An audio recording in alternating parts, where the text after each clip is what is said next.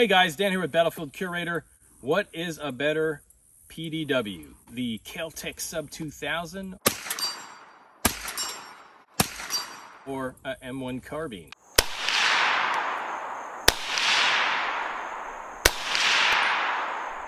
Now let's go over some of these weapon systems here.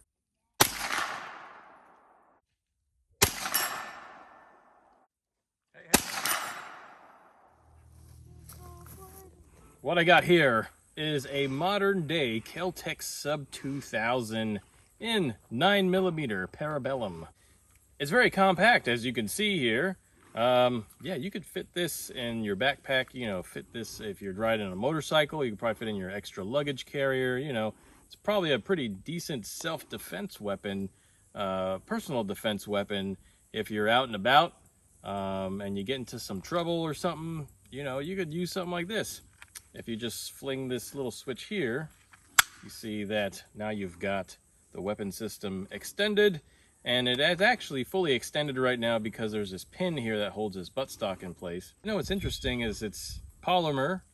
It's mostly all polymer, but one kind of thing here, I think it's really kind of hard to aim, because you really gotta put your cheek on there and kind of like extend it out,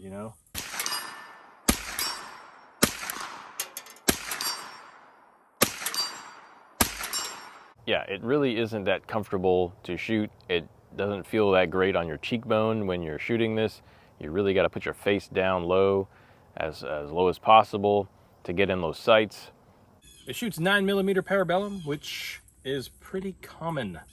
It's actually probably one of the most common, if not the most common, pistol ammunition you can get. This one specifically takes Glock mag, so it's very universal in that sense that you can go anywhere and get the ammo for it and get mags for it too.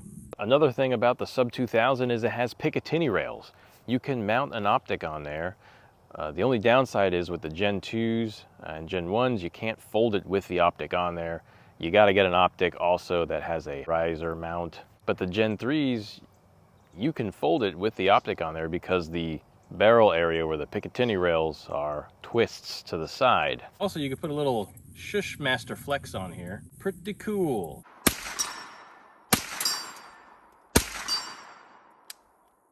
Looks like after some firing, this screw came loose. So definitely watch out for that.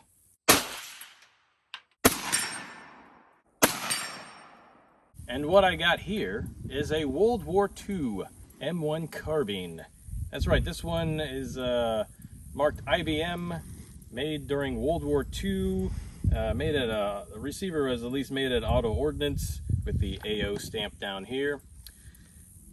So during World War II, the US military needed a weapon system that was not as big, hefty, and in such a large caliber like the M1 Garand, but they needed something that could reach out a little further than your M1911 pistol in 45 ACP. So with the help of Carbine Williams and the guys at Winchester, they adopted this as their carbine. One thing is that the M1A1 carbine was a paratrooper version of this, and it featured a folding stock. So yeah, you could get a folding stock. And these carbines, they're so popular, they've been so popular for so long. You can actually get new made M1 carbines. There are a few manufacturers that make them brand new, and some of them you come with a paratrooper folding stock, or you can just pick up an aftermarket paratrooper folding stock like this one. All right, after firing this, I'm gonna say that, yeah, this is a nice handy weapon system. I've used it plenty of times at the range. It's a great plinker. It's very accurate. It's easy to aim down the sights. The downsides, I guess, is the cartridge, the 30 carbine, is a little proprietary. It's actually very proprietary, and it's not like you can just go into a Cabela's and get the 30 carbine. Some might have them, but not every large establishment might have 30 carbine on their shelves. And you probably get a little bit more range out the M1 carbine than you do the Sub 2000.